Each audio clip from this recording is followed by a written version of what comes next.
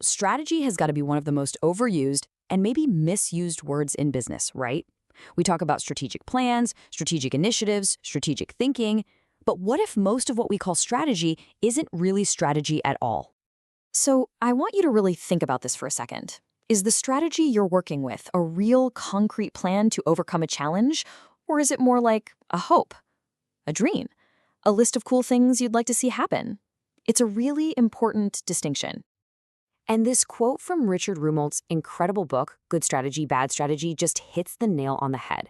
A strategy isn't just about what you want. It's about how you're going to get there by facing the obstacles in your way. Okay, let's really dig into this. First up, we're going to explore what Rumelt calls the strategy delusion.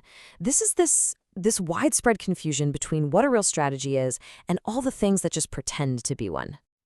And this is the heart of the delusion, right here. It's when we mistake a big, fluffy vision statement or some ambitious goals for an actual coherent plan. See, real strategy is all about making tough choices. It forces you to say no to a lot of good ideas, to focus on the great ones. Bad strategy, on the other hand, tries to please everyone and ends up achieving nothing. So how do you spot this delusion out in the wild? Well, luckily, bad strategy leaves behind some pretty obvious clues. Let's look at the 4 big red flags that tell you you're dealing with wishful thinking and not a real plan. Okay, first, you've got fluff. You know what this is? It's all that fancy jargon and those buzzwords that sound impressive but don't actually mean anything. Second, a failure to face the challenge. This one is huge. If you can't clearly name the problem you're trying to solve, you absolutely do not have a strategy. Third is mistaking goals for strategy. Saying our goal is to be number 1 is great, but that's a goal. It's not the plan for how you'll get there. And finally, bad strategic objectives. This is usually just a laundry list of things to do that aren't actually focused on the main challenge. All right, enough about what's wrong. Let's talk about how to get it right. Rumelt gives us this simple but incredibly powerful framework he calls the kernel of a good strategy. And, honestly, it's the perfect antidote to all that fluff we just talked about. What's so powerful about the kernel is just how simple it is. A good strategy isn't some massive 100-page document that nobody reads. It's just coherent action backed up by a clear argument. It's a basic, logical structure that anyone in the organization can look at and understand. So the kernel has 3 basic parts. First, you need a diagnosis. This is where you cut through all the complexity and noise to figure out what is really going on here. Think of a doctor diagnosing an illness. Second, you need a guiding policy. This is your overall approach to treatment. And third, you need a set of coherent actions. This is the specific prescription, the coordinated steps you're going to take to make that policy a reality. Diagnosis, policy, action. That's it. That's the core. Okay, so theory is one thing. Let's make this real.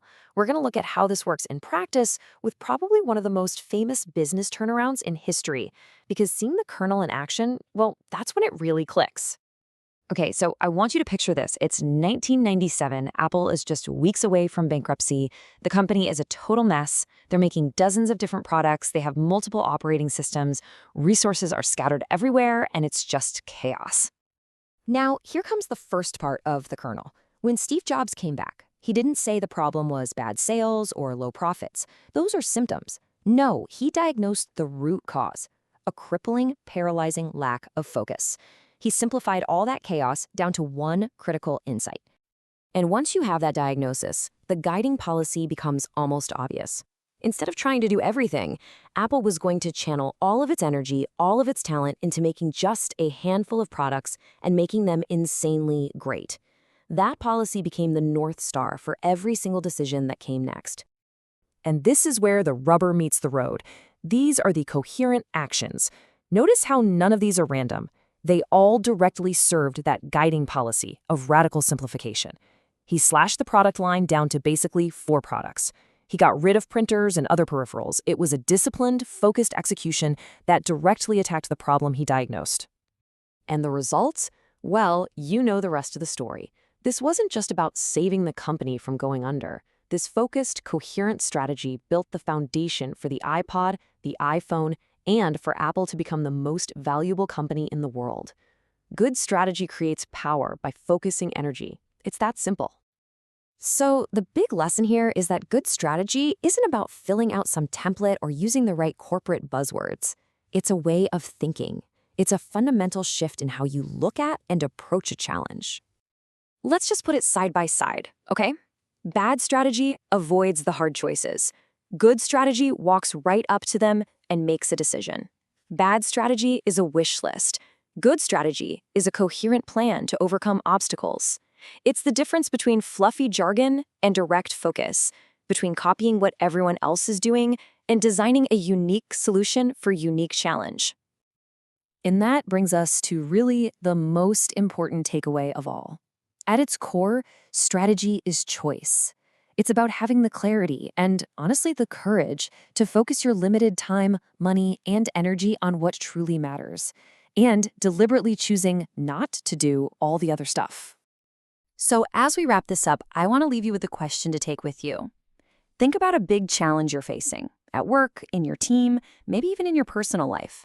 What would happen if you stopped just listing goals and aspirations and instead started with a brutally honest diagnosis of what's really going on?